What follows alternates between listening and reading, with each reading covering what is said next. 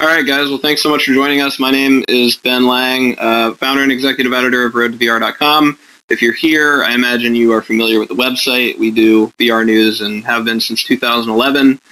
This is the first such virtual panel that we're holding, and we're really excited to be here. So with us, we have the entire Road to VR team, which is awesome because we're actually spread out all over the world. So right now, just for the Road to VR guys, we have time zones spanning from California to the UK. So this was, something that we could not do without virtual reality, which I think is really cool. This ability to bring together an international team is a really unique facet of virtual reality. So, and I imagine you are from all over the country, if not the world. So thank you so much for joining us. I want to do quick introductions. So we have Brian Hart here, who for Road to VR is our Silicon Valley correspondent. And to my right over here, oh geez, I'm not familiar with the avatars. And it's Jonathan. There we go. That's John Tustain, who is our London correspondent. Next to him, we have Paul, who is our editor. And down on the end here, is that Bruce now? Bruce, did you change your avatar? It is. That is Bruce, yep. Cymatic Bruce, who is a VR evangelist and a contributor for us. And behind him, we have Reverend Kyle, host of the RevVR podcast and contributor. And so we'll introduce our guests as we come up. What we're going to do is we're going to have a guest come up and join us in the seat to talk among their particular topic. And then at the end, we'll have time for some Q&A from the audience. And so it should be a good time. Kyle, do you want to bring on up the first guest? Absolutely. So let's go ahead and welcome the CEO of GameFace Labs, Mr. Ed Mason.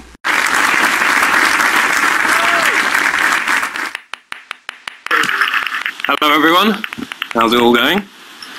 I'd like to talk to you all today a little bit about, obviously, GameFace, our headset, but more than that, which I'm sure you've probably by now all heard a little bit about, I'd like to speak a little bit about the software that we intend on using in our device and on our platform.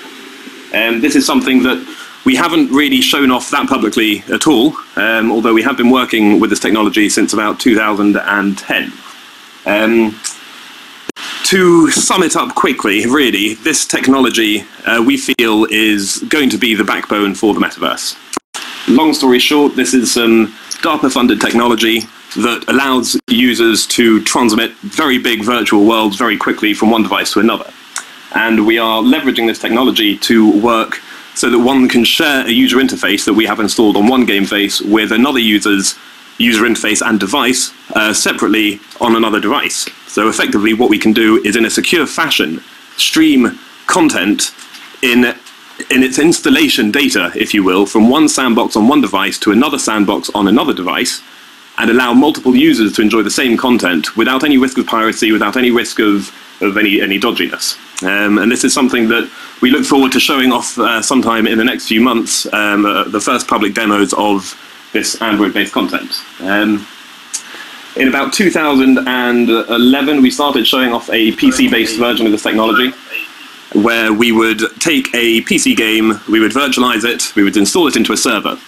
But unlike the cloud gaming platforms that were around at the time, the Gaikais and the OnLives, that relied on pixel streaming on very expensive servers in the cloud, sending video information down to any internet-ready device that just acts as a screen connected online, that you could then play a PC game on any internet-ready device.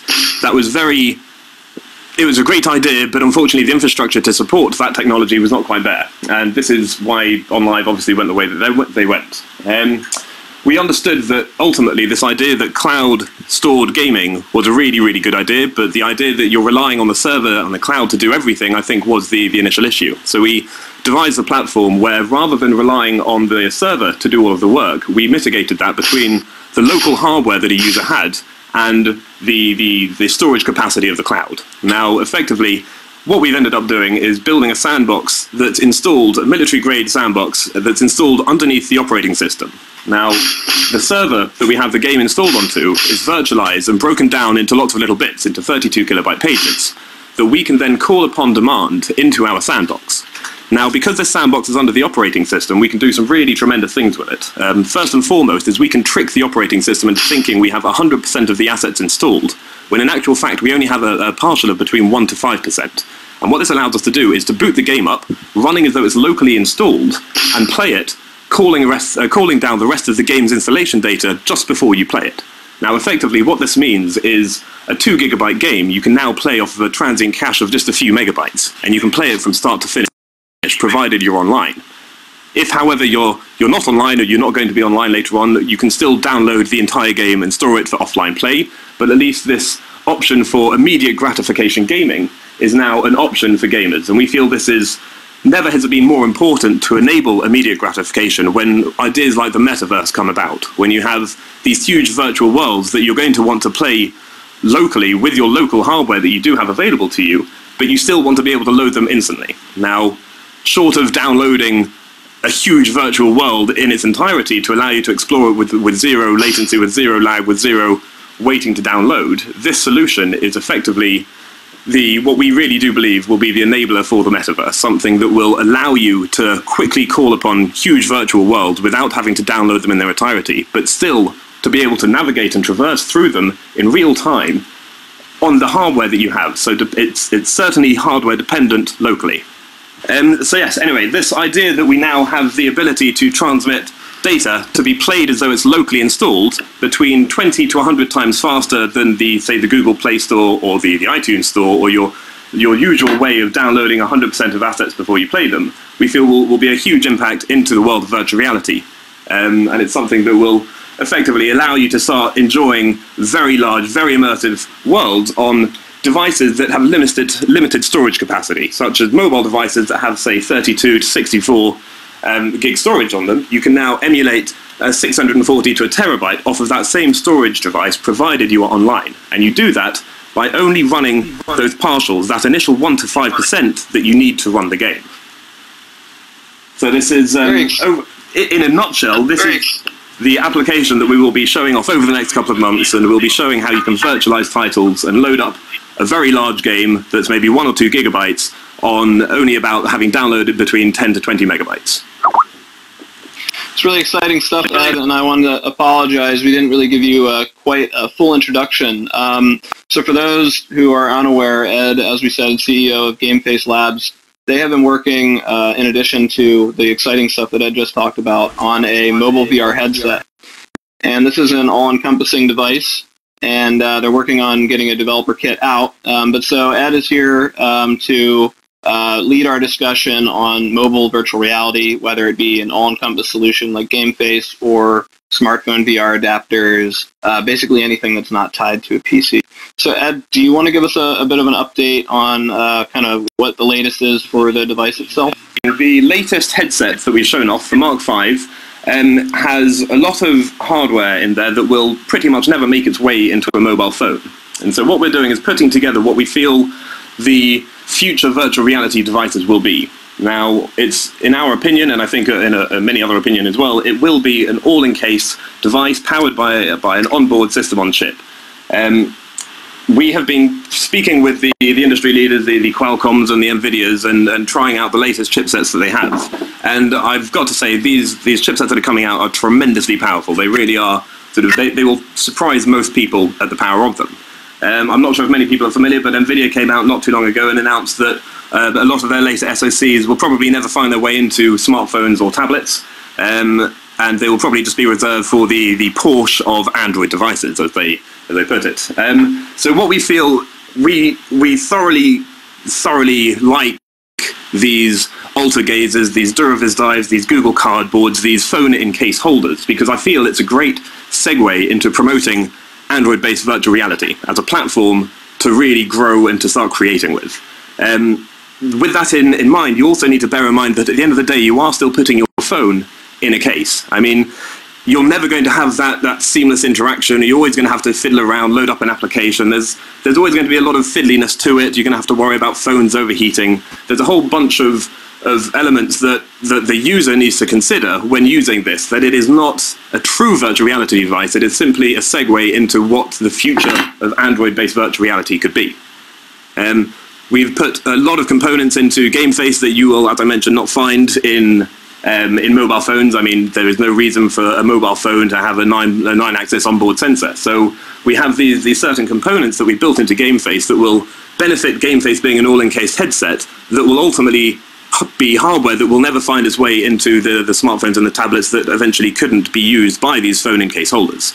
So we do feel that this, while it's very early, we know that the mobile SoCs still, they are advancing at a tremendous rate, and we will continue to leverage their power as time goes on. But for now, the Mark V that we put together is by far one of the best mobile solutions that we've certainly seen. And we look forward to sort of revealing the Mark VI, or the dev kit that will be getting ready in the next few months, which we've managed to reduce the form factor considerably. We've managed to reduce the weight considerably. But overall, we want to really keep promoting Android, as we feel Android is it should be the platform for the future of the metaverse. Good stuff. Fantastic. Kyle, I know that, Kyle, you actually built your own kind of homemade Google Cardboard. Has anybody else, Road to VR guys, have you guys had a chance to try it? Yeah, I mean, I've had a go, and I think it's amazing how they've just come out and had very good barrel distortion. They've really, for me personally, shown what VR is all about, rather than having these one-off experiences. They've managed to really put a case forward in terms of how VR can be used in a day-to-day way, either that's accessing YouTube or using Street View. So that to me is particularly exciting, sort of how we use VR rather than just a one-off experience, but how we use it sort of more of a day-to-day basis. And Kyle, what was your experience with the unit that you built? Do you find it anything more than a toy at this point, or is it actually fun to use, something worth showing? Here was something that I really found valuable, is that it shows that there's not a lot necessary to take your phone and turn it into a VR headset. But what Google is doing is also providing us with some software that I think is desperately needed for the mobile VR solution to occur. Now, the best part about the whole cardboard thing was the little magnet on the side. The ability to make a one-button push without having a controller in my hand, that was so novel. That blew me away. Yeah, I thought that was a really smart idea. I mean, you think about, it's 2014. They were telling us in 2000 that Bluetooth was going to be the solution to all of our wireless peripheral needs, and yet it's still kind of a complex and annoying pairing process. And then they come out with this just incredibly simple thing where you have a magnet on the side of cardboard that you pull down just an inch, and the phone's magnetometer reads it, and you can pick up that reading as a button input. It's like an instantaneous one-button input to any device that has a magnetometer in it, which is pretty much all smartphones today. I thought that was extremely smart. So on the software side of things... Well, I do have to... Oh, sorry, go ahead. Well, I just want to add, the magnet is a good idea. It doesn't work for every phone. As a matter of fact, half the phones in my house it does not work for, and half of it does. So while it's a good proof of concept, which is where I put Google Cardboard it's a proof of concept, I don't believe that it's going to be a final solution. I do like the idea of an actual button or some sort of dial or something on the side of a device. Absolutely. Ed, so on the software topic, Google, when they announced Cardboard, put out this thing they're calling the VR Toolkit, and that's designed to basically give developers everything that they need to get started making VR experiences on Android. How does that come into play with, say, the Derivative Dive SDK and what you guys are doing to enable development? Are these things going to mesh together or stay separate? I mean, it's always a dream that these things always mesh together into one big pile of awesomeness. I think now that Google have gotten behind it, and in the space of, one weekend after I.O., we had 50,000 Android-based developers now talking and thinking about developing Android VR. That is sort of music to our ears. That would have taken us years to be able to achieve the same result. So I think now that Google are on board, and as I said, the Google VR Toolkit works incredibly well on GameFace. I mean, I was using the Windy Day application I was showing off at the SVVR conference, the SVVR meetup number 11, not too long ago, and it was really just seeing that level of sort of of detail in 2.5K, but again, with the latency that they've managed to narrow down, it really is an impressive experience. So I feel that now VR Toolkit is available and it's Google backed. I think this is only, I feel obviously the Durovis chaps have done some great work, and I'm sure they're involved to some degree in the cardboard developments, but certainly I think that all of these technologies should ultimately merge together, and this is our view with our open source based SDK, that we feel that more creativity will come to it when people work together than working alone. Yeah, just to jump in there, I was talking to a company called WeWindFX recently, as I'm sure many of you know. They were behind the London Eye tour, which they did with Visualize. And the guy I spoke to, Solomon Rogers, was saying that right now they really only want to create one experience for mobile VR, either on iOS or Android. And there's a sort of multiple SDKs. You have various barrel distortions or distortions as the end Unity process. So, I mean, I guess a question for Ed, do you imagine a day where people will be just sort of publishing to Android, and then people will then basically select their viewer when they choose a game at the very start of an experience, perhaps? I think that's probably going to be the case for the meantime. I think eventually there will be standardized lenses, there will be standardized everything for mobile VR. I think this is, unless people are sort of heavily protecting their own individual solutions that vastly alter field of view, I think everyone's, at the end of the day, going to be using pretty much the same hardware. So, yeah, I feel that certainly it's going to be interesting to see how people try and work around it, how people try and make a solution that works for everything. I mean, maybe you'll have individual different warping profiles and everything. Everyone can just install a new profile depending on the device they're using, and so the games themselves can be uniform, and it'll just be like a profile or a mapping overlay that you'd load up. So that could be an option. I also know there's AlterGates are doing some very, very cool stuff that I'm actually not going to say anything about, but these guys could come out with something that will surprise everyone. So I'll leave it at that. But certainly, I think in the immediate future, yes, we'll be seeing all sorts of different solutions for the different headsets that we'll be seeing coming out. But eventually, I think we'll be moving towards more of a sort of a unified solution for all lenses, regardless of the device. Do we not feel that maybe that if you because the mobile device industry moves so quickly and VR is moving so quickly, that standardizing too early is perhaps a little bit risky? So, for example, the locking yourself down to a particular set of lenses, which limits you to a particular FOV. Yeah, no, I couldn't agree more. I mean, early standardization is never a good idea, but certainly I'm talking sort of 10 years down the line. I'm talking much further down the line, once the hardware itself is pretty much all commonly available, and all components, all displays, all SoCs will be sort of the same and used by everyone. We're only going to have a few limited solutions to be able to take into account for different lenses. So I think as time goes on, we will get fewer and fewer selection. Kyle, how are we doing on time? I believe that we are good to go to, if we want to wrap up the mobile, and we can move on. Yeah, sure. So let's briefly talk about Samsung. It's been rumored that they are working on in collaboration with Oculus, a VR smartphone adapter.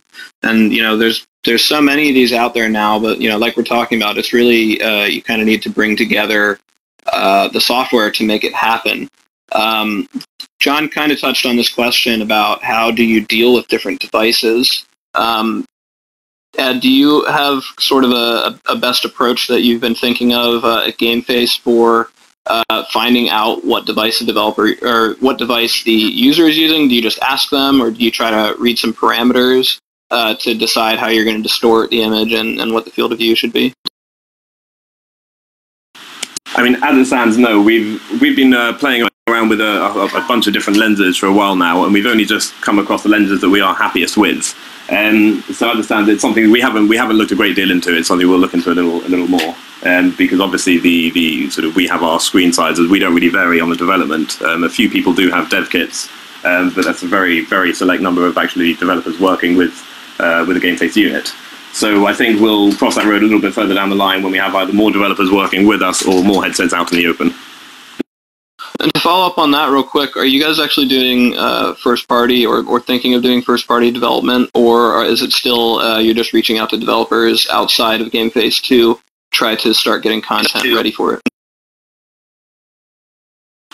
At the moment, yeah, we've got a couple of GameFace exclusive games. They haven't been made completely in-house. We've had developers who have worked either with us or for us, working with other developers, and so we do have a bunch of sort of GameFace exclusive content. But certainly, we're not preoccupying ourselves too much with the content generation ourselves. We're really just providing SDKs and support to as many developers as we can, so that they can generate the content in time. A lot of our R&D has recently gone into the sort of modification and the tweaking of this platform that will ultimately become our VR app store. And so, yeah, this is what we're focusing on at the moment, so that we do have enough good content. And I would like to mention as well, I hadn't touched upon, we are working with Tridef, of course, so that we have the 3D injection drivers, so that while it's not virtual reality, it's still pretty cool to be able to play games like Max Payne in wide field of view in stereo 3D on a headset. So there are sort of a whole bunch of solutions that from day one out of the box we will be able to offer a selection of varied content, not just sort of a few select games. We should have a healthy supply of both games, movies, or rather videos, and some other sort of experiences, if you will. Good stuff. Well, thank you so much, Ed. That's it for our mobile topic. And Ed, thank you. If you wouldn't mind just having a seat back in the stands, we'll bring you up at the end for our last segment. Let's get a virtual round of applause. Thank you. Ed, thank you. All right, folks. Well, next up, we are going to bring up the creative director from Sixense, Danny Woodall. Come on down. I think I just saw him drop out a minute ago. Danny, are you here? Yeah, I think he just dropped out a minute ago. So let's go ahead to Aaron. All right. Well, let's bring up the founder of Unello Design, Aaron Lemke. Hey, step forward just a little bit, Kyle. Oh, never mind. You get it.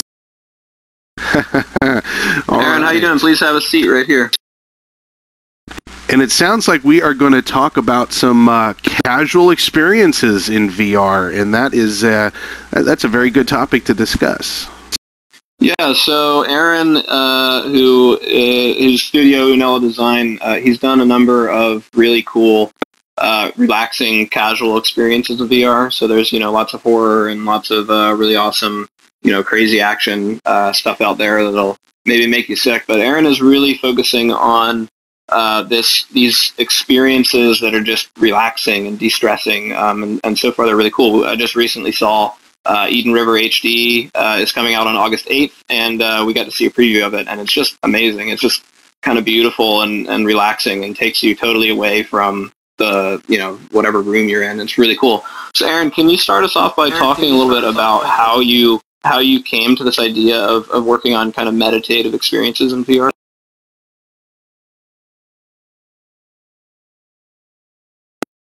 Aaron, we can't hear you right now. It might be you need to hold the left Alt key to talk. There you go. There you go. You're a little bit quiet, so please speak up. I can turn up the microphone. How is that? Yeah, sure. Good? A little bit better. Any further? What about that? Perfect. Yeah? Cool. Thank you. Yeah. Very kind words. I appreciate too that. Loud. Hello. Dial it back like 5%. What's that? What about that? Check. That'll do. That'll do fine. Yep. Anybody? Sandwich. All right, cool. Mic check. Okay. Yeah, I got my Rift about a year ago and was just browsing all of the available games. And it seemed like there were many more kind of intense action games or horror games, as Ben was saying, and fewer of kind of the slow-paced, I don't know, what I always envisioned VR would be, which is kind of like a slower-paced experience. So I just decided, hey, maybe I can make these on my own since no one else is doing it. And yeah, the first couple of games I made a game called Waking Man. That's sort of a meditation game. The first one I made was called Fire Breather, which now that I think about it isn't very meditative or slow-paced at all. It uses the microphone on your computer, and based on how loud you're yelling, will shoot fire out of your face in VR. And it's really just kind of a proof of concept. Also a way to learn Unity.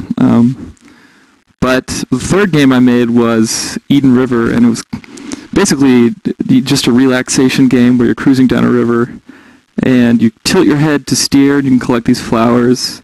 And it's very, it's very peaceful. It's very simple. But the reaction that I got was overwhelmingly positive. There was a lot of people kind of in YouTube comments and stuff being like, oh, this is what I've been waiting for. This is the kind of experience that I want. And I've been seeing that over and over again. I think there is a community of people who want specifically this type of slower-paced experience. So I felt like I struck a chord with that original Eden River demo, and that's part of why I decided to expand it into this full game that I'm working on now. The other thing that I didn't expect was, right after I posted it, back in November, I got a bunch of emails from people who are doing, anxiety research or, pain modulation research. So there was a lot of interest from academic research institutions as well, which was another factor in my deciding to turn it into a full game. It's like, okay, well, these guys are interested in it. Maybe there's something going on here that I can explore. So yeah, fast forward to today, or I guess yesterday, I just announced it's going to be coming out. The HD version of Eden River is coming out August 8th, and I'm just going to be selling it on my website at first, but it will be available on Steam at the end of August. And yeah, I'm excited to finally finish it up and get it out there.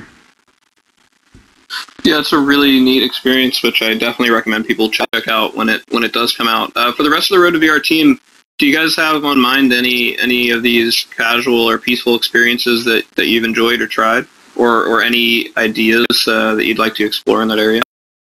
I quite enjoyed the some of the 360 videos. I actually forget the name of the one I reviewed recently, but it was just walking around, I think, Tokyo.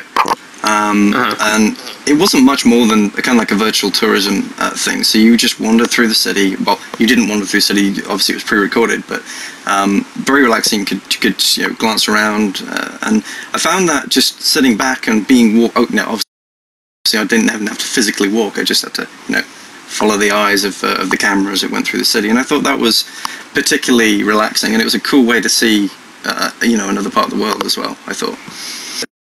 I think these experiences, these casual things that Aaron are working on are pretty closely related to just the things that we wouldn't call games, but are just experiences, like Nick Pittham's Spirited Away Boiler Room experience and the Totoro My Neighbor Totoro scene. Bruce, you got to check those out pretty closely. Do you see there being a big market for these alongside traditional games?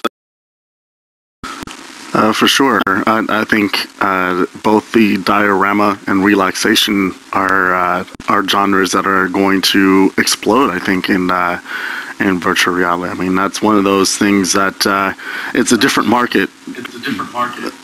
And the people that are really into VR right now, like, it's mostly male, it's mostly gamers that are into VR right now, and a totally different market once VR it gets more and more popular and more consumer, will be looking for these experiences for sure. And I mean, arguably, there's lots of us right now that are looking for those experiences, but I think it's only going to grow. The anime experiences are fantastic and very nostalgic and invoke just a lot of sentimentality. And then it's very exciting to talk about, like, and Aaron and I have talked about this, the ASMR artists that are out there, yes. Which some people don't get it and some people do, but there's definitely it's one of those things that's definitely seems very, very strange if you don't get it, but yeah, that's a community of people are making their living off of ASMR right now, quite literally, multiple. Can you fill in the audience if they're not clear about ASMR? Yeah, sure. Let me explain that a little bit. So ASMR stands for Autosensory Meridian Response. Yeah, it's kind of a thing that either you experience it or you don't. And and it's it can be very soothing. It helps people sleep sometimes, and sometimes just kind of a pleasant thing to experience. And there's been this whole community on YouTube that's sprung up around making these videos where people are talking into the camera and using binaural microphones to do like different sound triggers, like crunching, crackling, whispering, all this kind of thing. And then virtual reality is just the natural extension of that. And we're talking about in the millions of views and hundreds of thousands of subscriptions per YouTube channel for this stuff, because people are really being helped by this kind of thing. So it's kind of interesting. Yeah, I have to agree. It's going to be a big deal. I kind of know. Sorry. John, you want to go ahead? Just to say, I know Reverend Kyle and Bruce have both spoken to Josh and Ali about ASMR, and they, for those who don't know, they have a channel called ASMR Requests, and that they'll be launching a virtual reality ASMR episode based on the Sci-Fi Departure series over the next coming months. And it's they're looking at the reaction on YouTube for people who are not particularly familiar with virtual reality has been overwhelming. I mean, if you just look at the comments, people tend to be so excited by it. And for me personally, who's been into ASMR for quite a long time, it's just such a natural fit. But also, I think ASMR is a real kind of great way of taking VR out of the whole gaming environment. And if you can imagine these things to be used, for example, on airlines or in hospitals where people have a lot of time to kill and to spend, and they want to be kind of taken away from their kind of the boredom, effectively, this to me is a real powerful use of this medium. Totally agree. Absolutely. Yep, I'm excited for what VR is going to do for ASMR. I actually have a theory as to why, because it's kind of an open question. How do we characterize the phenomenon of feeling these tingles? It's kind of an unsolved mystery right now. But I do have a theory that I think partially explains it. So a lot of people get the sensation when there are sounds really close to their ear, or sounds that appear to be close to their ear because they're using a binaural microphone. That's kind of the aural trigger for a lot of people. But there's also visual triggers, so stuff that's kind of right in front of your eyes or right in front of your face, and you could almost feel it.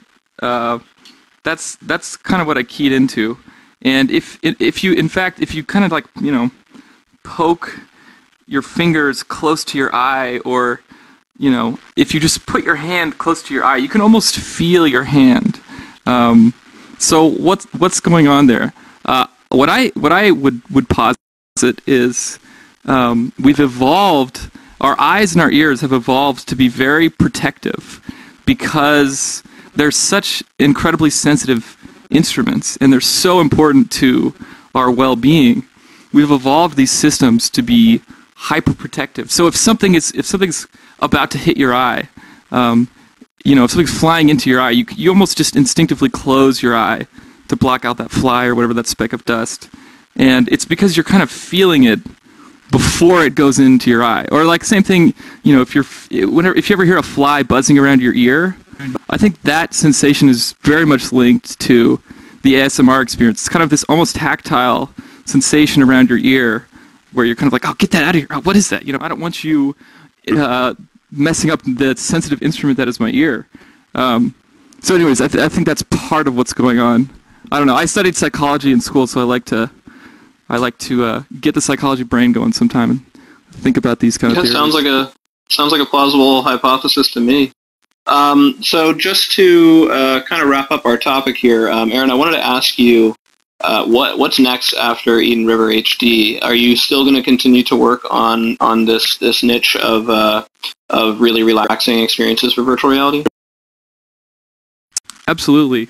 And my plan for Eden River is to get the game out there. Right now, it's kind of two environments, really. It's 4 different experiences in 2 environments. So there's a a brand new kind of the HD update environment that's really nice and really lush. And in that environment, there's an adventure mode, which is kind of the mode where you go cruise with birds and hang out with fish and stuff. And then there's endless mode, which is the relaxation thing. But I also included the original demo, so like an updated version of the original Eden River demo in the HD Eden River. But I would like to include lots of different environments because, everybody has a different place that they want to go to. I can make one place that I like, but that's not what everyone wants to go to. So my plan is, I'm going to be selling it through Steam, so my plan is to do DLC sort of like new environments. So, you could cater, eventually I want to have 10 or 12 of these things, nighttime, fairyland, or, well, I don't know, you could go on forever. But yeah, that's my goal for at least the next maybe 5 or 6 months is get a bunch of different environments that people can download. They can kind of take their pick, Would you ever consider allowing other people to create their own environments and upload them to share them with other people? Absolutely. Yeah, like a Steam Workshop integration or something like that. Yeah, totally. And if I was a proper, Valve disciple, I would be doing, user-generated levels and all of that Steam Workshop stuff. That'll be, that's maybe in a couple of months I'll get there.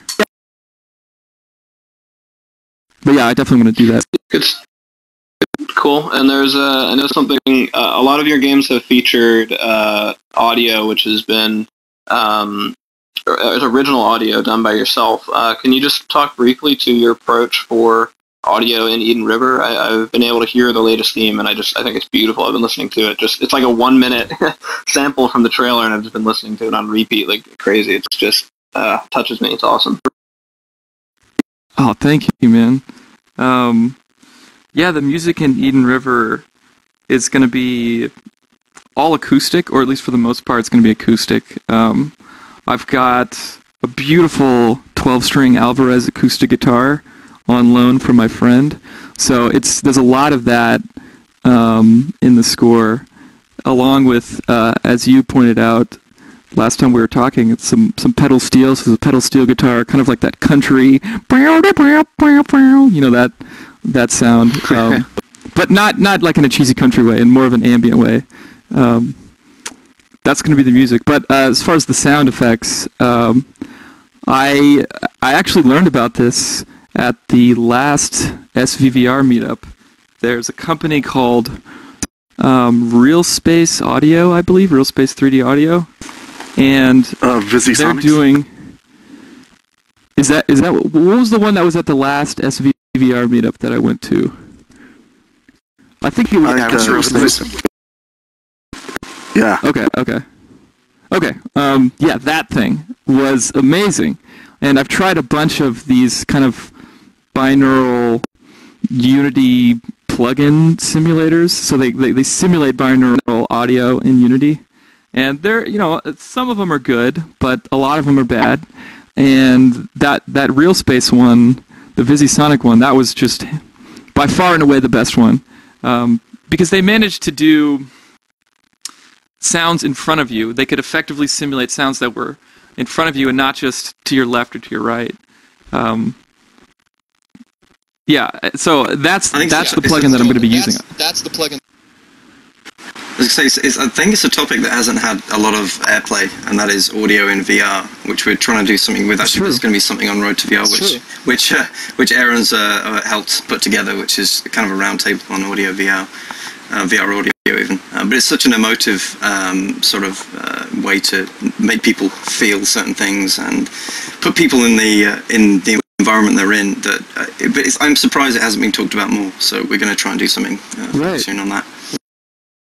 Yeah, no respect for audio. No respect for audio.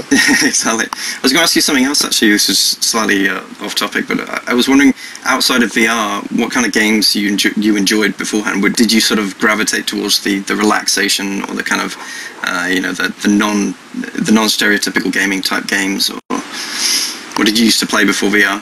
Yeah. So in Austin, there's actually a very vibrant independent game scene. And there's a couple of meetups around town that I've been going to for 4 or 5 years that are all about independent games, all about unique experiences that, could only have been created by these 1 or 2 people or, this very small team. So that's really where my heart is for games is, games like Fez or Braid, or there's a game called Machinarium that was made by a group from the Czech Republic that I think is one of the most amazing pieces of art ever. Stunning visually and audio. Yeah, and they managed to do that thing where the art style matches almost perfectly with the musical style. The aesthetics they work together. There's like this synergy that happens. I don't know. I'm obsessed with that game. Anybody who hasn't checked it out. I was just going to say, I think something similar happens in Fez. Fez is another one of those games, much like Eden River, for sure. Where the music and the visuals are like, they're just art. They're just straight up art. It's not like, oh, here's a game environment. It's like, they're just beautiful. And the way that they come together is just, I don't know if it happens for everybody, but for me, it's just so special to see beautiful visuals and just combined with this perfect audio. And then Fez is one of these games where there's no conflict. It's just whenever I play that game, it just was like a peaceful place to be, and that's what I get out of Eden River, and I find that really awesome, and I hope that we see more of that stuff. So thank you for working on that. Thank you. Yeah, thank you. Yeah. So I think Danny's back now. Danny, are you here? If you are here, it is the left control button to say something, or if you're on the Hydra, it's the number 2 on the right controller. It's actually left alt. Oh, left alt, to my talk. mistake.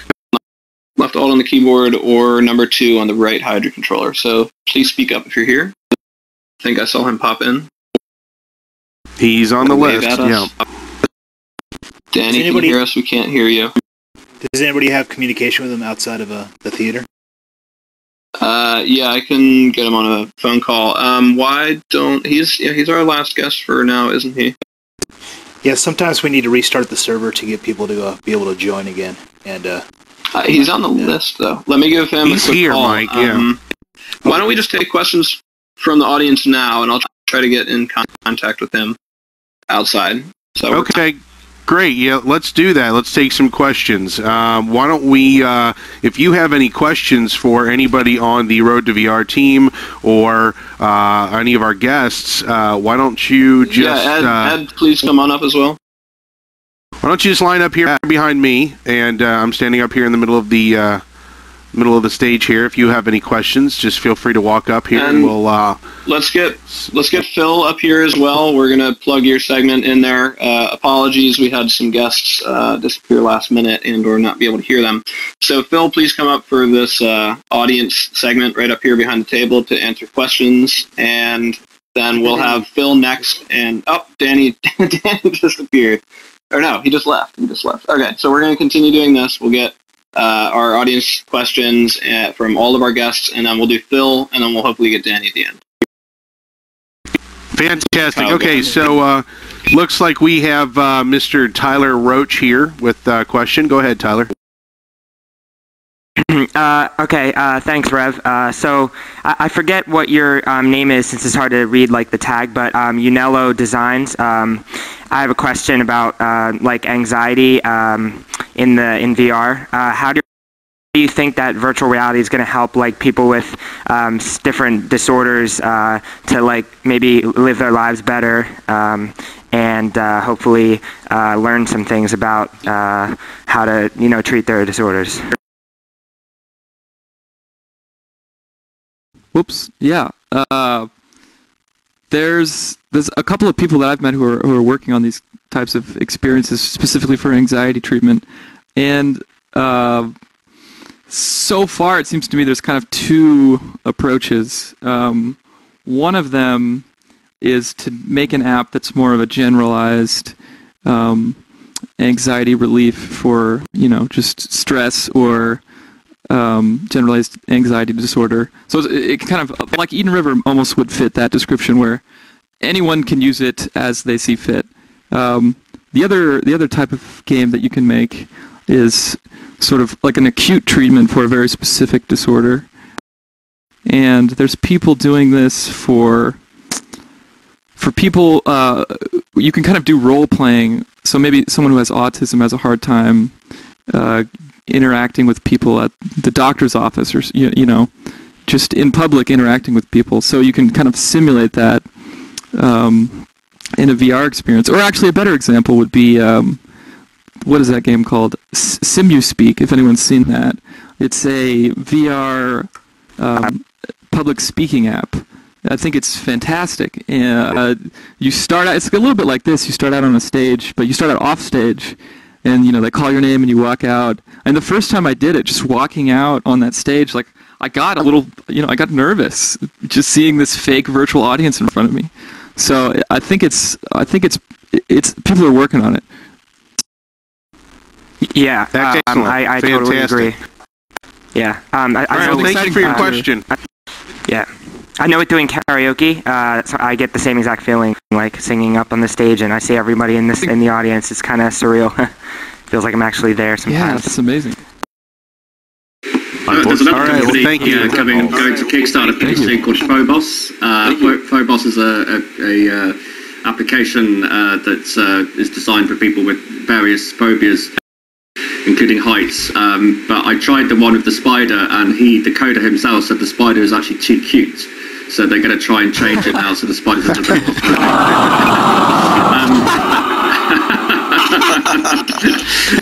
but yeah, so look out for Phobos on Kickstarter pretty soon. Very cool. Very cool. All right, so it looks like our next question is from Nuke Marine. Go ahead with your question, sir. All right, my question mainly is concentrated to those that do Let's Play, so mainly Cymatic Bruce. Okay, I kind of think we found a solution with Genesis VR, but I was wanting to know your opinion. When you do Let's Play with virtual reality, you're wearing the head goggles and you're transmitting what you're seeing to other players. They're going to experience nausea. What have been your solutions to that problem thus far, and what do you see solutions in the future being?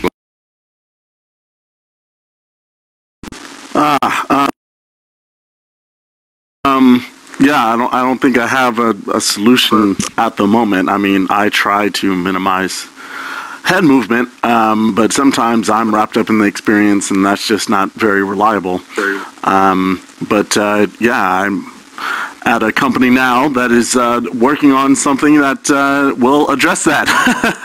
So although we don't have anything that we can talk about at this moment, yeah, I think what we're working on at AltSpace will present a possible solution to that, where you can, you know, kind of watch and get some of the experience, but still be a bit detached.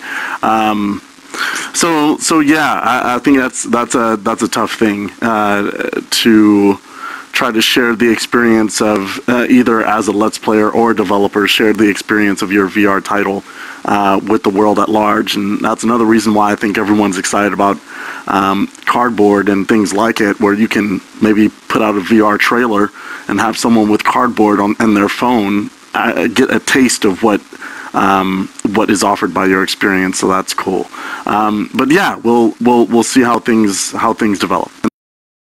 I should also chime in real quick that there are options to, you know, the game would have to support it, but it could be a solution where if you've got a VR game that natively supports Twitch, or even just has an option for this, you can do a server-based camera. So the Servius guys, also known as Project Holodeck, what they do is they have a server-based camera that's basically joined into the game as a multiplayer entity.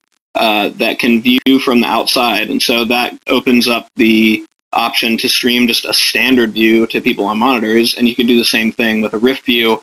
And I want to say that there should be potential to have that server-based camera be rendered in Rift view and independently controllable by the person with the Rift on. So you could have multiple people, assuming you could support it. But even if you just have one independent Rift view-based camera streamed out to all those people, then they can just kind of follow in third person without having the head motions if you're trying to actually view it through your Rift.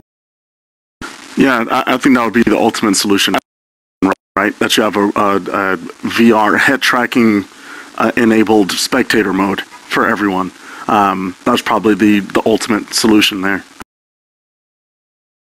The other solution I was going to recommend is have the projection screen move based on the movement of the player's head mount. So the person who's playing the game, as they move their head, the screen that they're projecting their viewpoint on is actually moving. And then if you're watching it, it actually creates a stabilized image if you're watching it in VR. That'd be interesting. Thank you for your answers, I'd like by to the way. see that. Awesome. There's a couple Thank you so examples much. there's a couple examples in Janus VR, but yeah, they're all like kind of hacks. But yeah, it seems potential is there. Yeah, Cool. excellent. Thank you, Nuke Marine, for your question. All right, so next up we have a question here from Cause and Effects. Cause, what's your question, sir? Yes, I have a question for Ed for GameFace. I was wondering if you were planning on working on technologies in it for things like wide-eye streaming or for media streaming over Wi-Fi for things like PDF over like DLNA.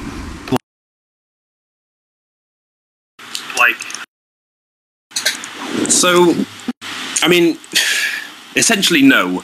Is the short answer. It's not something that we're really focusing on. That being said, we are obviously using an Android operating system, and that being said, we're using a Tegra-based system on chip. And I'm sure a lot of you may be aware that obviously the NVIDIA Shield can do some pretty low latency PC pixel streaming within a home network. So this is technology that has also been reverse engineered by a means called Limelight, and if you have a high enough series GPU and you have a Tegra 3 or above SoC, then you can get some pretty low latency PC gaming on your device. And that can be done today. So while it's not something we're really looking into, we're really focusing on mobile as we feel that is the future, and of course there are enough people already doing PC-based virtual reality. So it's something that if you imagine our dev kit will effectively be a toolkit, and it's down to the user to decide how they choose to use it. Now, it's not something we're spending our time and R&D money on researching to get up and running, but certainly as of today there are already somewhat decent options that can be put into effect. So the future, I'm sure there will be even more options, but yeah, we are focusing on mobile. How about for media streaming from the local network? Is that something that would be possible? Yep, very much so. We do a lot of localized media streaming as well. And we have some pretty cool applications with streaming videos from a home server, 360-degree videos using an Android-based 3D 360 video player. Great, thank you. Excellent. Thank you very much, Kaz. And do we have any other questions from the audience? Don't be shy. Come on up and you can ask your question to anyone here, guests or the Road to VR team. Anyone? Anyone? Player 86, do you have a question? Nope, just wants to stand there. Okay. All right, well, so yeah, if we don't have any more questions, let's get Phil up here in his guest slot. Thank you, guys. So the rest of our guests, if you can please have a seat for now. And we'll keep Phil up. Kyle, you want to go ahead with an intro? I'm just testing. Can you guys hear me okay? We can indeed. Yes, absolutely. All right, so we have... So please have a seat right here. Hello. Excellent. Okay. So we have the head of digital at Atlantic Productions here to talk about cinema is Mr. Phil Harper. Thank you for joining us. Thank you. Phil, can you start off by just kind of filling in those who might be unaware the exciting news that you guys announced recently with Alchemy VR? Yeah, so I joined Atlantic some time ago, and we've been looking, and sorry, I should start with, if you're not familiar with the work that Atlantic do, we've made many of the previous David Attenborough films in 3D. Just checking, you guys can still hear me, right? Yep. Yes. Yeah, we can hear you. Okay, great. I was carrying on. Yeah, so we've done a lot of the films in 3D with David Attenborough, and our CEO here has always been interested in digital and expanding like our storytelling offering onto different platforms, and a lot of the stuff that many production studios do. And then when I joined to kind of head that whole thing up, Oculus Rift was this huge thing, and I was super interested by it, super interested in what we might be able to do inside of VR and how we might be able to tell stories. And from there, we started to do a little bit of research and development, messing around with 360 cameras and seeing if we could tell stories in this medium in any capacity. And we were just kind of amazed, I suppose, at how quickly things moved for VR. From the dev kit 1 right the way up to where we are now, here I am kind of sitting inside of a virtual studio talking to a load of people who are interested in VR, and it's really not that long ago that the dev kit 1 wasn't even a real thing. So with that in mind, we figured the best thing to do would be to really carry on as we left off, take it as seriously as we saw fit, and we really thought it was going to be a big thing, so we decided to set up a company dedicated just to making these experiences. So we've got a few things in production, and I guess some of you might have seen the news in Wired on Monday that we kind of launched the company officially, and since that time it's kind of been very busy, I suppose. A lot of people are interested in what we're doing, a lot of people coming and asking about what's going to be coming out, when's it's going to be coming out, and what kind of thing we're working on. And but we're super busy just trying to get things made, and coming across a whole range of technical and creative problems as we do so. But yeah, very, very exciting times. And so do you guys have a rough estimate of when you're trying to get your kind of first piece of content out there, whatever platform it may end up being on? Just when do you see that happening? Well, we're rushing is the short answer. We don't have a set date in mind, but we'd like to have something this year that was finished. Just this week, we've had some of our first demos back where we've had some really great results in creating VR, we think, in a kind of a new way. And it gives us an incredible amount of detail and resolution and realism, which is something that's very important to the company because we've always had a track record of creating content that's real. You know, the creatures that the visual effects team, who are actually incidentally sat right behind me right now, the creatures those guys make are entirely accurate, and that's you know, they're based on real fossils that we work with scientists to make them very accurate, and that takes time. It takes a lot of time. So we've just got to, you know, we don't want to rush stuff out ultimately. We want to make sure that we get it right. We're aware that when working with someone like David Attenborough, that there's definitely going to be some attention to it. So we're very keen that whatever we do put out is a really brilliant experience, and hopefully can form a kind of my first VR experience or something of that kind. That's something that we could show to people that they would really enjoy. They don't have to do so much when they watch it. But something that people can instantly understand. And as the goalposts move and shift and change in VR, and things are moving and changing all of the time, we just got to stay on top of it, I suppose, and keep plugging away. Well, it's awesome to hear that, you know, we have several companies now working dedicated to bringing VR content, live action content to virtual reality. Brian over here to David's left actually was one of the first people to check out Jaunt VR's early demos. Brian, from what you've seen, and I'll let you fill in the audience on exactly what Jaunt VR is working on, but from what you've seen from them, are we there yet? Do you see this becoming a serious track in the VR, under the VR umbrella? Yeah. Absolutely. First off, Jaunt VR, for those that don't know, they do 3D, 360-degree live action video, and it really is a pretty compelling experience. When you go there, there's several demos that they give you. One is you're watching a guitar player. Another is you're in a church with a chorus around you. Another is you're a passive observer watching the whole San Francisco harbor. So all these experiences are varied, but there's an uncanny feeling of presence. It's hard to describe it. For me, as somebody that was there to do a report on them, I'm looking for faults and that kind of thing. But it really is. it really is revolutionary, and I think there's definitely going to be a place for virtual reality cinema, as they're terming it, and what Alchemy is doing.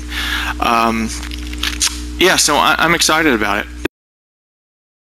I have to say, if I could add to that, I was lucky enough to see the joint demo also. They were one of the first companies we were interested in speaking with, because at the time that they emerged from the dark, I suppose, we were messing around with many different rigs and encountering the endless problems that come up when you're trying to make 360 video. And we saw the demo, and I think it was at that point we knew we were on the right track, and we knew that there was definitely something in this. So the technical problems that they are solving, they're making these cameras better and better all of the time. They're really pressing ahead with that. They're doing incredible work. But the thing that isn't being developed as openly or as quickly, we don't think, is the creative side. Is how on earth do we use these cameras to tell these cool stories? Where do we put them? Where do we put the crew? Do we hide the crew? All of these questions. How do we do transitions? No one really knows yet. And this whole grammar of film, which we're completely used to when it's on a screen, has to be rewritten for VR. And really, I suppose for that to happen, we're going to have to see more things like Experience Japan be released, get the feedback on those things, and just keep implementing all of this new ideas and how you would tell stories. But for anyone interested in 360 video, now is the time to kind of jump in. Phil, it's Jonathan here. Good to see you here. I was just wondering, well, two questions if I may very quickly. First of all, from a technical point of view, I personally have seen 3D 360 demos, and I've only been impressed with one, and that was the Felix and Paul demo at South by Southwest. So from a technical perspective, you guys presumably would be using a lot of, be doing this all in CG. And also my second question is, if you want to get something out before the end of the year, where do you see the market to be? I mean, obviously the Oculus Rift isn't out yet. The dev kit, I think, is around about 100,000 units right now. Where's the market? Or do you see this as something that you would deliver online as a promotional tool or maybe even for the Samsung device? Who do you think will watch this before the end of the year? Okay, well, on the first question, the camera side, I'd agree that there are still clearly problems that need solving. And I'd also agree that the best demo I've seen is the same one that you've mentioned. But I do believe that there are severe limitations to that demo, and certainly severe limitations to that method that they've used. But its effect is definitely brilliant. As for the market question, we're making a sort of preemptive strike, I suppose. The pace at which things are moving, we're confident that the market will arrive. So we'd rather, we all know what it's like when you get these new devices, and it could be a mobile device. GameFace are doing some great work. Google Cardboard is well on its way, and we think casual viewing experiences inside of VR are going to be a very cool thing, and we'd much prefer that by the time people get these devices, whether they're mobile or tethered to a PC, that we have a good range of content that we can show to people, because we believe in VR, and one of the reasons some of these new platforms often fail is because the content isn't great and content isn't brilliant. We want to make content that makes people excited about VR, so that's why we're keen to just get it done as soon as is possible, really. And I'm back on the CGI question, I suppose, because I only quickly touched upon that. Yes, the production we're working on at the moment is all CGI, but the way we're making the film experience, I suppose we could call it, is almost photoreal in the way that we've crafted it. And that, there's a lot of technical problems for us to solve in the way that we render that out and how that actually works, but the final effect from some of the things that we've seen today is quite exciting, and we're keen to get that out as soon as we can. If I can jump in for a quick question, are you planning on definitely releasing this as basically, I mean, this may be one of those unsolved questions, but are you aiming to release this as a video feed, or do you ever see a benefit to releasing this as basically an executable engine that you're letting people download and run, so that you can, have the benefits that come with that, being able to bring in actual 3D interactive elements? Yeah, definitely. We're super interested in having people have a space to explore, and that's not necessarily the entire experience that we're trying to create, but it's a combination of experiences. So if we were to just release a straight up 360 video, I think we really sell ourselves short. And what we want to do is create a place where people can be, similar to this, I suppose, but and what we're excited by is that we can continually update that space and make that space grow, shrink, change, and give people new experiences to see all of the time, and just keep them coming back in that sense. So we have a shop window, if you will, that people come by as often as we can get them to come by, and we can keep giving people better and better and new experiences through that shop window. That's our vision, really, and it's not an uncommon vision for people making content within the VR world. It's kind of on the tips of everybody's tongue, but that's exactly what we want to do. And Kyle, you had a chance to check out Jaunt's one of their short horror demos. Do you want to talk a little bit about that? I did, yeah. It was really interesting to be in the movie, and you know, all of the experiences that I've had so far with horror genre have been digital. So it's been things done in either Unity or Unreal Engine or whatever. To actually be in a theatrically filmed and professionally done movie in a 360-degree environment, it was a bit.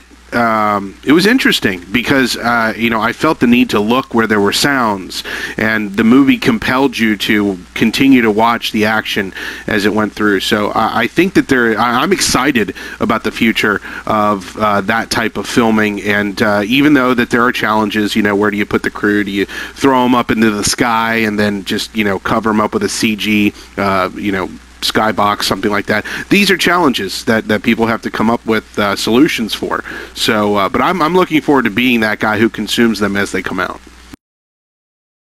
Hey Ben, did any of my answer come across before?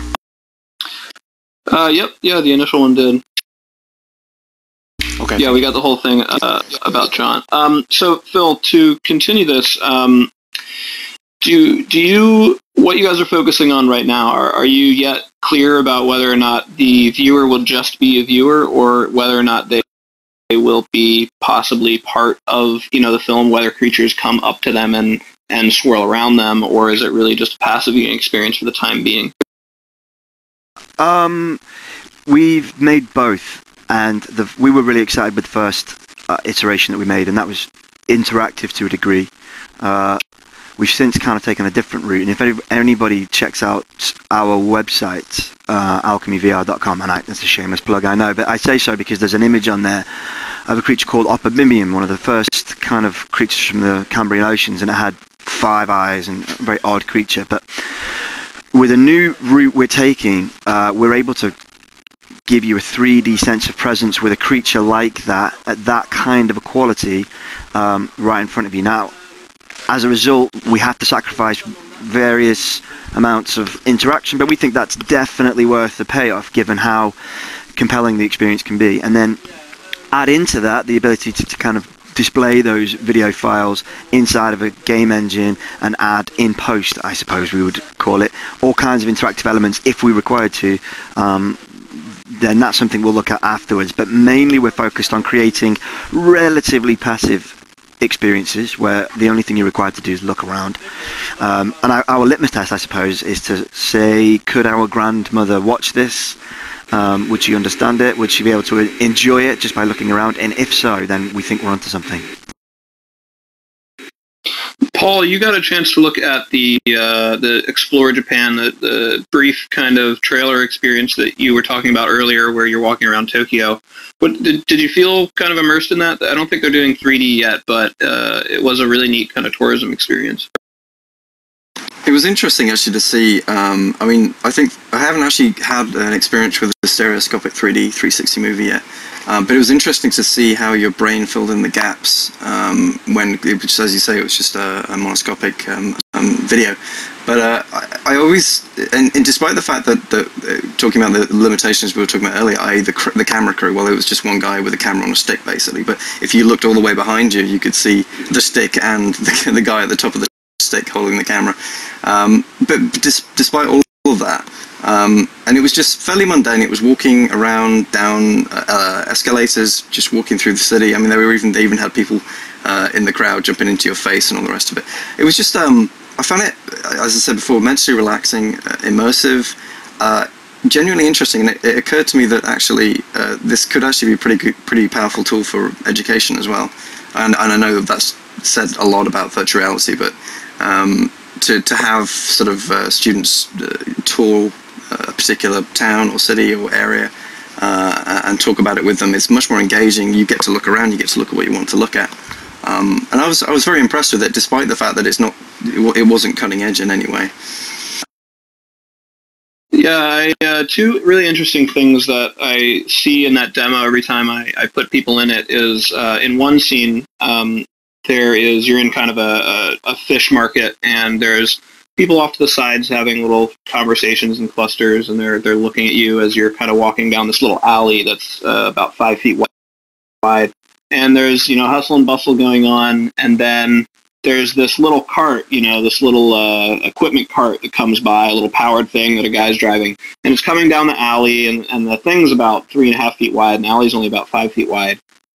So as the viewer, you're standing there, and there's this thing coming, and every time I watch, when I put people into this demo, and I watch when that moment comes up, every single time that cart goes by, the person in real life, they step to the side to get out of its way, which I just find so interesting.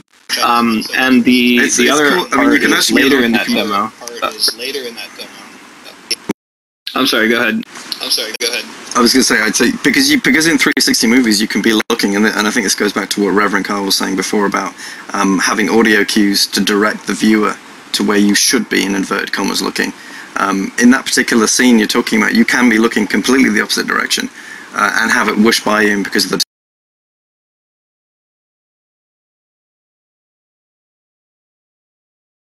directional audio. You can have it whoosh by, and it's an interesting creative choice for people who are making these movies as to whether or not you do that, take that route, i.e. you give people the clues to where to look, or whether you just allow them to sort of experience it in their own way, and thereby every time they go into it, it could be potentially different every time as well. So the second... Oh, sorry, go. I was just wondering, will you be... Sorry, just a quick question for Philip. I mean, I'm quite interested in sort of using existing assets. So, for example, books, can you use the existing assets in the book? Obviously, Atlantic Productions has a huge pedigree of high-quality 3D content. Do you see VR as another opportunity to bring out 3D where perhaps 3D television didn't quite succeed? Definitely. I'm really excited by that because some of the demos we've seen where you can just simply watch, in fact we're sat in one right now, aren't we, of course. But the strange thing for us about this particular demo, Riftmax, is we're making people watch a film in the very place they're used to watching a film. And why do we do that? We recreate the inside of a cinema so you can watch a film there. But in VR we can make the cinema anywhere we would like. And how does the film interact with the environment that it's in? Can we add to the film by creating a really compelling environment to view it in? We're experimenting with this right now with some of the content that we've already got, and we're really impressed with the results. It's a really interesting, powerful, and simple experience, I suppose, and quite a relaxing one too. Just earlier, some of the guests, I forget, sorry his name, but was speaking about the benefits of a really relaxing content. And yeah, viewing 3D content in a really beautiful environment inside of VR, I think, is a really powerful experience, and one possibly being overlooked somewhat. But we're definitely keen to bring that right out front and center, really. And we do have something we're building, but we can't really announce it just yet. But the moment we're able to, and the moment it's finished, which hopefully should be quite soon, we'll put that out. But from the stuff we saw today, it was really, really cool. Fantastic. Well, I think... okay. Go ahead. Okay, thanks. I just want to ask one question relating to what John was saying, and how are you going to go about avoiding the stigma that's currently attached for most in the general public about 3D TV and 3D cinema, which was viewed largely as a way to either get people back into cinemas and charge them more for the ticket, or get them to buy another television, or whatever it happens to be. Yeah, I think it's a fair, a reasonably fair point of contention, really. The 3D when done correctly, as we know, is amazing. It's incredible, and it has its home, it has its audience, and we've seen films like Gravity and Avatar really take control of the whole 3D content offering. But the problem with 3D, in one sense, was people were expected to buy very large TVs. Some people thought that the industry was pushing this down from the top and suggesting this is a new way for us to sell TVs. And in that whole kind of mess, I suppose, people glossed over the fact that there was, not much, but there was some really brilliant 3D content being made. And I'd say that the stuff that Atlantic Productions has made is definitely amongst some of the best 3D that's ever been done. And I challenge anyone to kind of look at it and think that it wasn't a worthy art form now. That said, the question towards VR is, what I find fascinating about VR, and what really kind of made us interested by VR, is that it's from the ground up. The audience has asked for this.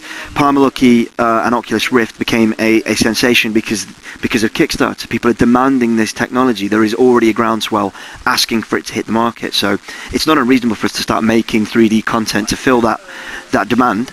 And the cost of a headset, I think, is going to be a much smaller investment than the cost of a $1,000 3D TV. You only have to look at projects like Google Cardboard that retrofit your mobile phone, and we could be seeing VR viewers at $20 or so. So I think there probably still will be a stigma attached to VR and 3D content, and I think we all have to make sure that whatever we do put out is really brilliant, so that people's first experience of VR is a good one, and they're not completely put off by their very first viewing of it.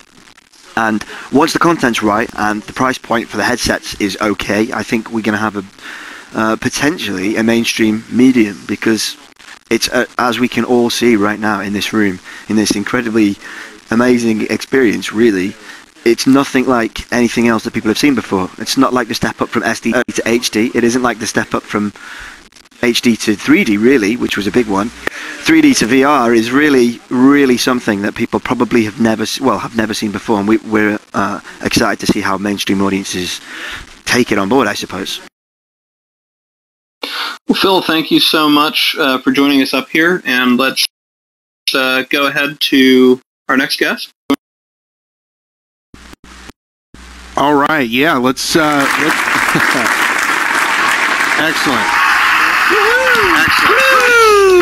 All right. Nice. Okay, so let's see if we can get him up here. Creative director from Sixense. Everybody welcome Danny Woodall. There he is. Hi, Danny. Woo. Hey, guys. So Danny is the creative director at Sixense. They make the Razer Hydra, which is enabling this really cool emotive action that me and some other people have going on here. And they're also working on a next generation version of that controller called the Stem.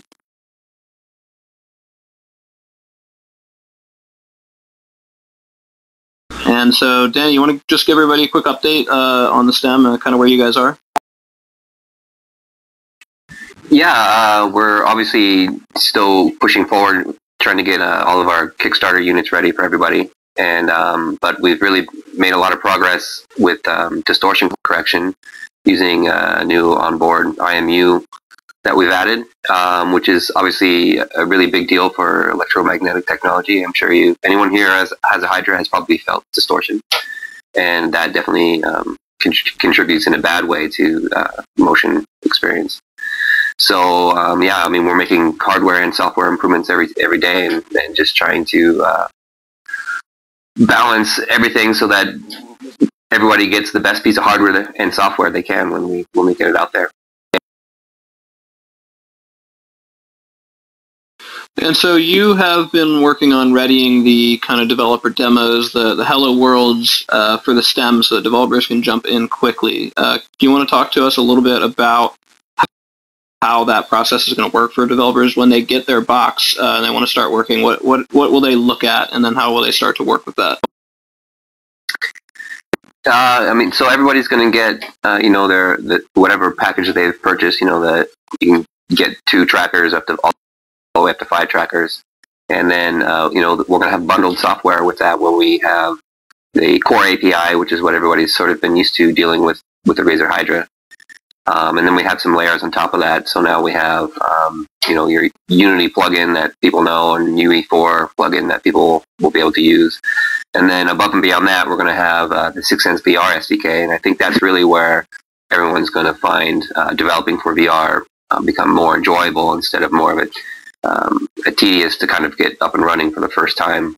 Everybody sort of has to reinvent the wheel every time you put yourself in the game development world and start making content for an HNB in our technology. So we want to make that barrier really easy, and much like how Oculus did with their Unity kind of integration, and where you can just drop a prefab into your scene and then hit the play button and things are working. So we're doing very similar things. Obviously, it's much more complex because you're using motion controls, and you can have 2 of them or all the way up to 5 of them. So. But as we've shown to, and probably a lot of people have seen here, the demo that we've seen that we've created with the shooting gallery, we can drop in a new avatar in there as long as it's been rigged correctly for Mechanum inside of Unity, and drag a few transforms around that everybody's really familiar with. And it's just a very visual process, and you don't need coding experience at all to get an avatar up and running inside of the game and then start interacting with physics objects. So we're trying to solve a lot of the problems that everybody's going to have to solve so that there's a good baseline to work from. And you showed me a really interesting demo recently that I believe will be shipping as kind of a developer example. You want to talk a little bit about that? Sure. I think, what we try to do is figure out what is great about our technology and how it can be applied in a unique way. So one of the things that we tried to do is to approach that level of simulation and give you a sense that you really are in control and empowered. Is we created a real simple ping pong game, and to have head tracking so that you can easily step to the width of the table and never have to use analog sticks for turning or moving. And then having one-to-one correlation for with your hand and your hand-eye coordination, it was amazing. Like there was this magic that happened when suddenly I'm playing ping pong, and I really felt like everything was real because it was doing all of my motions, and I was now, instead of just thinking about what I was going to do next, I was reacting, and so that was super powerful. And it took a few iterations to get there. Like I think the final step was when we got the Magnus effect working on the ball, so that the spin was really happening.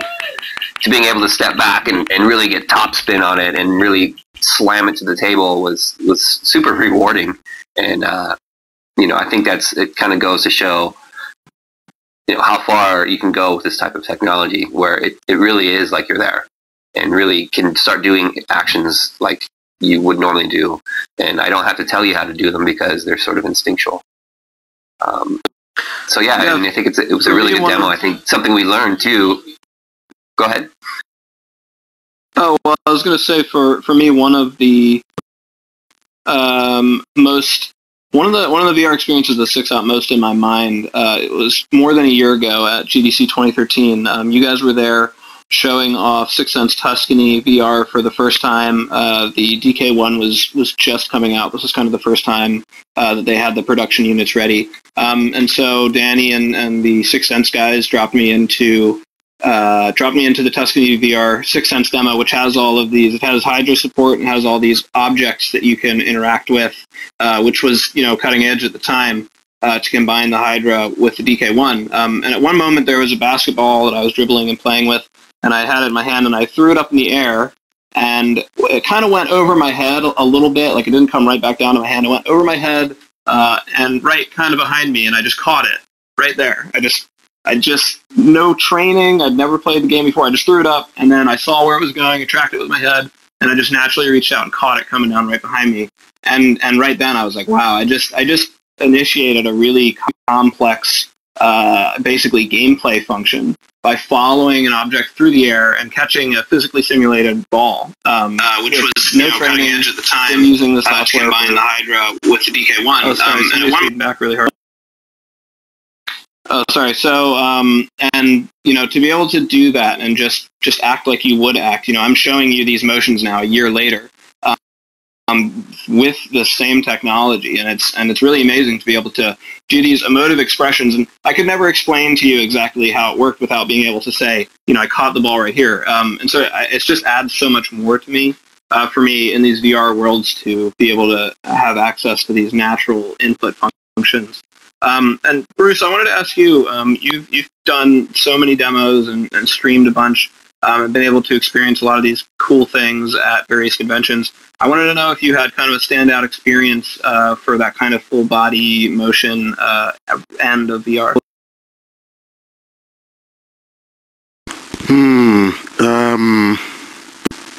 Yes. I mean, I think it's it's really fantastic to have that instant feedback of your body. I think it's the most natural way to interface with VR by far. So it's never as immersive trying to use a mouse and keyboard or using a controller. And we're kind of, developing for those things because that's what everyone has. But yeah, I think it's just weird when everything is really seamless and I don't have to think very much. Crash Land is one of those when you get into the game and all of a sudden you're shooting behind your head and all this stuff, or over your shoulder, or you're crossing your arms and shooting that way, which is pretty cool. Or this silly demo called Pumpkin Punch Hydra demo, where you have two big punching gloves and fruit is launched at you and you punch it, just like this. You're just like boom, boom, boom, punching. And those were like really engaging and really fun, and it was really easy to lose yourself. And it'll be even better when everything's wireless and when it's just your hands and not even a controller. When we get to that point eventually, I guess someday. But now, Bruce. But yeah, Bruce, you were actually able to, when you did the Project Morpheus, able to throw the sword up and catch it with your other hand, weren't you? Yeah, I have been getting better at that in VR. So yeah, I was able to punch the guy's arm off and then dangle it around, toss and catch it with the other hand, and I don't see many people able to do that. But yeah, and I mean, being able to interact that way, toss something from one hand to the other. I mean, it's so at the point when it gets so intuitive, because I mean, you do it all the time in real life, but when you can do that in a virtual environment, it is mind-blowing. Yeah, when I had the chance to try the Sixense at E3 when we were playing around with their shooting gallery, and it's like, okay, I'm going to throw it up in the air, I'm going to try to catch it with my other hand. I was close. I have a feeling with a little bit of practice, that's definitely going to be something everybody's going to be able to accomplish with ease with these types of controllers. So I think we're almost there. Yeah, I think there's a certain kind of secret sauce that is required on the part of the game developer to make those interactions feel right. You can't, for small objects, you can't necessarily just have the object size be the bounding box where you can grab it. You might need to go in there and do specific things for different objects. It needs to feel right in the way that you can pick it up. If you have objects that are supposed to be held in one particular way, like a baseball bat, you might want to do some locking onto down onto the handle or a weapon or a tool or something like that. But when you do hit that point, when you do get it right, and it just feels so right, like catching the basketball, or Bruce said, tossing the sword, you just start being a person, and you just happen to be in a virtual world, but you're doing what you do normally, and that is such a powerful experience. One thing that I find particularly interesting is, many of us probably play a lot of first-person shooters. They're a huge genre. And reloading a gun is a very complex task. In pretty much every game today that you play, you just press one button. It's X or whatever to reload. You just press it once, and your guy goes and pops out the clip and, does all this stuff. And it's just kind of automatic. You just think, okay, I press X now, my gun has more bullets. But there's so many steps there, and that can be such an immersive thing to say, why don't I actually be holding the gun in one hand, press a button to eject the clip, grab another clip out of my pocket, stick it in there, and, cock the gun. Suddenly you have this thing that has always been automatic just for technical reasons that you can now do and have that be part of the gameplay. And I think that the more natural stuff that you do, the more immersive experiences start to become. definitely. You also, what's great about that too is you can become more skilled at that. You know, like with a reload, typically you hit a button, you wait for the animation to be done. But as you kind of in real life probably would be, you know, you could get better at it.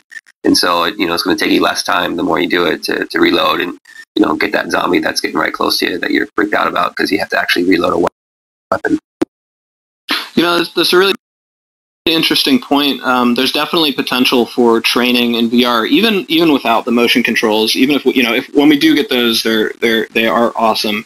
But I mean, if you think about rehearsing, say, fire escape, you know, if you live in a huge office building and you've just looked at the fire escape map and you've never actually done, you know, training to follow that route, you don't really think about it. But if you could just, you know, get everybody whenever, you know, on their own time to just hop in VR and actually walk that route in an environment that looks identical to what they're actually going to be doing, suddenly that mental map is, you know, visually in that person's mind instead of just, you know, just on a piece of paper that they've looked at before. You know, we already have, there's already systems that golfers use where they can practice their swing using basically a cave-like setup. And as these systems get more advanced and the price continues to come down, you know, we'll be able to start seeing people who can improve their golf swing, their bat swing. You know, there's serious training that can happen through these systems, which is just so exciting. I was going to say back to the immersive point I was saying before. So it's always interesting because you get very used to virtual reality and you get used to the things that are associated with it, and it sort of becomes normalized to you after a while. So generally speaking, to get an idea for how impactful something like the Hydras are, you have to take it to someone who's never tried VR before. And I did a demo with this guy. He was actually a work colleague. I took it in and put him in Crash Lander with two Hydras standing up. And obviously the Hydras are wired, and as is the Rift. And he got into it so much that his movements became ever more erratic. He was jumping around, and actually at one point he jumped cleanly back when some bug came right up in his face, back about a meter, and pulled the entire desk and the computer and the Hydra and the monitor all on the floor. But it's a really powerful. It was a really powerful thing. Yeah, that's if you need to explain to someone why natural motion controls in gaming and applications are important, that's it right there. Makes the picking. Absolutely. So I think we're getting close to our end time here. Why don't we get our guests to all come back up for one more round of questions in case we have any Absolutely. follow-ups. Apologies that we got a little bit out of order with our guests and questions section. We had some people dropping in and out as we went, but if anybody has any questions, please line up there next to Kyle. And for any of our guests or anybody on the Road to VR team, or just a topic you want to throw out there, please feel free. But I was going to ask. So if you do have questions, just line up here behind me.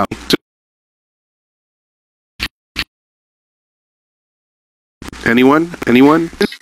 Bueller? So if we don't have any questions or people are still thinking, let's have our guests up here anyway. And I wanted to talk kind of quickly about just get everybody's perspective on what is.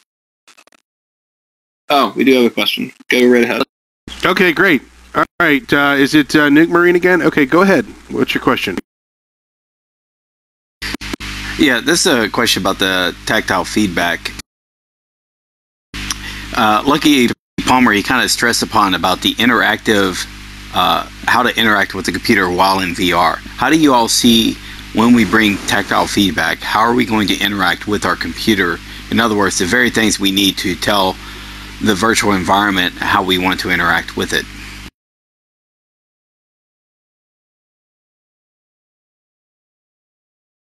So I can start, I think. I think we're kind of far away from having like tactile feedback that is really believable and affordable that we can all use. But I think when that happens, that'll be pretty magical. Just the few instances I've had that were sort of kind of bordering virtual and physical is like I think I've told this story before, but I reached out in Tuscany when I was developing to knock over this vase, and I actually accidentally brushed a plant that was physically there in real life as I touched this virtual plant. And I sort of freaked out. I thought for sure that came from the game because it just happened right at the same time. and it was super powerful. So I think when that happens, it's going to be just as impactful as, you know, motion controls might be, where you suddenly can, you know, Ben could tap me on the shoulder and I could feel it or something. You know, I could look over and what, you know, like that would be very interesting to have this other layer, you know, and all these layers that we keep adding are just going to continue to immerse ourselves further in a more believable environment. Yeah, I think it's going to be a spectrum. I'm sorry, Bruce, go right ahead. Oh yeah, I was just gonna say, I think in the short term, we're probably gonna find tactile feedback in very specific situations, like places where you go somewhere because of the expense and because of the complexity. Maybe it'll be a very specific experience, like with you know, with tactical haptics, like they did this roller coaster ride where you felt like you were actually grabbing the edge of the roller coaster and you felt the physical forces. It's very cool, but very, very cool stuff. But I think that would be like something that would be embedded at an amusement park, probably would be very, very cool. Or having something in the environment that fits perfectly. Like I recently got Elite Dangerous in a flight stick, and having, you know, it's not really tactile feedback, but being able to have my flight stick and physically grip it in the real world, but also move it around and see that it moves in the virtual world, is actually quite an impact as well. So if they're making experiences where the virtual world and the physical world match up, for example, and then your hands are tracked and you just kind of go out and you touch something, I think that could be like what tactical feedback will be in the short term. Because I think, like Danny said, we're a ways off from really having something that's really affordable, that's going to be for the consumer in the home, that's going to really work like you want it to, like you expect it to. But yeah. Yeah, I definitely see, like Bruce was saying, you know, somebody is going to make a whole simulation of a race car or something like that, with all the buttons matching, all the handles, all the levers, all the pedals, and that might be what tactical feedback is going forward. Tactile feedback is going forward. Just actually having, you know, recreation, because there's so many challenges to simulate a wide variety of feelings through one universal piece of hardware. Absolutely. Great. Hey, thank you very much, Nuke Marine, for another wonderful question. Yeah, thank you. Yes, thank you. All right, so who else do we have here that has a question? Is this Ziggurat? Do you have a question, sir? Yes. So my question is that have you made any work on aligning the stem packs with the Rift camera, so that let me explain. While playing Half-Life 2 VR mod from Wormslayer, and if you align the gun properly, at least for a while until the distortion takes over, it feels much more compelling than if it's like a few centimeters off. So is there any work on standardizing or something with the SDK to align the stem packs with the cameras that you actually look at? Okay, so just to kind of relay the question here, I think it's for you, Danny, is he's asking about, while playing like Half-Life 2, getting the camera lined up so that it feels a little bit more natural. So will the stem be able to handle that talk correctly, either through the SDK or some other means to line up correctly? Yeah, so right now everybody has, you know, two trackers, right? You got a Hydra and you have just two controllers, and they're in a different coordinate space than the Oculus Rift. So it really is a matter, up until this point, has been put on the developer to create some sort of a calibration first step. And then, you know, because of the early hardware of the Rift, you know, things will start to drift and things get off, and then so like you say, it might work at first, but then things kind of get off. And once they get off a few centimeters, you know, suddenly you're in that uncanny valley thing where it's almost right, but it's not quite right. So now you're thinking about input again, which is not what we want to do. So we definitely saw that, you know, we saw all of these different types of calibration techniques that people are trying to invent to get that right. And of course, we decided again that it should be up to us to sort of give everyone a baseline of maybe how that should work. So the SDK will ship with 2-tracker support, where there will be a calibration step.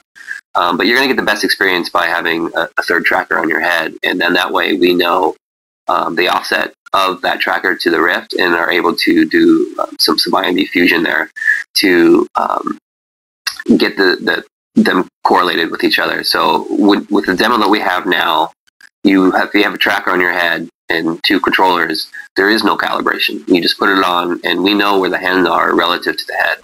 And then we keep the orientation in line because we also have that tracker up there on the head. And so that's really the best solution for us right now. And I think it's a great solution because no one can mess it up.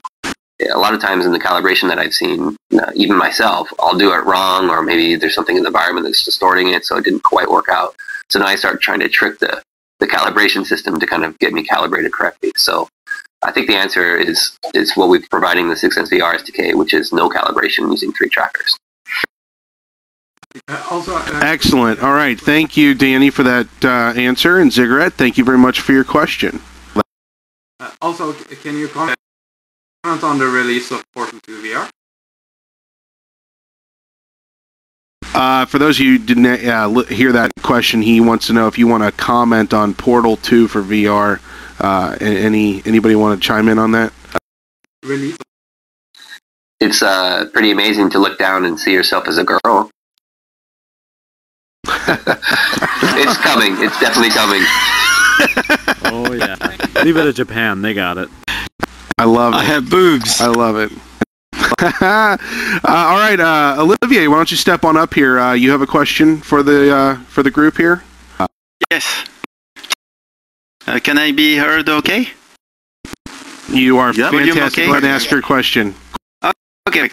Hello, Danny. Nice to meet you in non-person. I'm Olivier GT, creator of Synthesis Universe, and I've been waiting for input control for quite a while, and I have a Razer Hydra here at home, and I'm using Unreal Engine 4. Are you planning to release early SDK for Hydra so we can use implementation quite fast and not waiting for October, or at least October? Yeah, we've already begun taking all of our work into Unreal Engine 4. So there's a kind of a parallel effort right now where we're going to hopefully release the what you're asking for, basically the kind of the core API plugin for the Hydra on Unreal Engine 4. At the same time, we're moving all of our work that we've done with the Sixense VR SDK with that nice kind of visual designer wrapper that we've allowing everyone to get in Unity. We're going to do the same thing in Unreal, so that anyone who wants to develop inside of Unreal will have the same type of designer-friendly tools that we've supplied in Unity. So it's kind of a joint effort, and we do hope to get that out here pretty quick. I can't really comment on time because it seems like our priorities are jumping around all the time, but it definitely is something that I know that everybody is waiting for, especially with this new pricing model change that Unreal's done. So yeah, that should be coming out here hopefully very soon. Okay, good, thank you. So good luck for the development, and I look forward to that because I put everything on hold.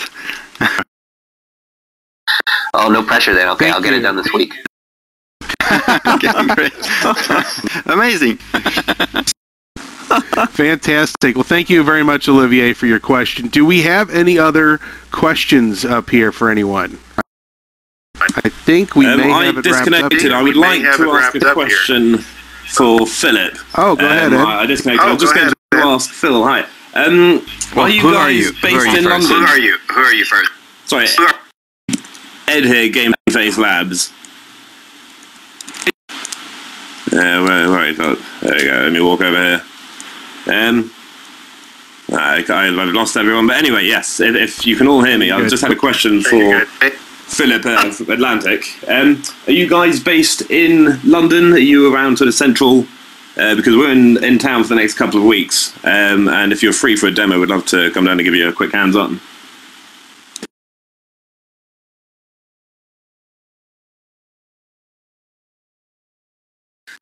Phil, you there? All right. Where is Phil? It seems like we may have lost him. I can put you guys. I can put you guys in touch. All right, cool. Thank you very much. I will get out of your way in that case. Oh, hi Ed. It's Dave here from Virtual Reality Reviewer. We'll take a demo if you'd like. We have a reviewer in London, if that's okay. Absolutely, and that goes to anyone who is in London. We should be here till early August, so do reach out. info@gamefacelabs.com if you want a hands-on demo. We'd love to show it off to anyone. And for anybody interested in learning more about our esteemed guests, if you go on roadtovr.com, we had an article with summaries and links to their work, so please don't hesitate to go exploring. Most of these guys here are totally, open to interacting with the community. As you can see, they're here today. So I may as well take this opportunity to say thank you so much to all of our guests. Thank you to the entire Road to VR team. I know that some of you had to be up late or up early to make this happen. But we did, and I hope everybody got something great out of it. I know I did.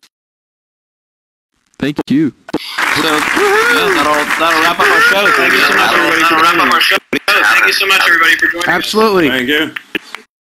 Thanks, everyone. Thanks, everyone. Really great session. Looking forward to the next one. Really. Yeah. Now, where's the nearest bar?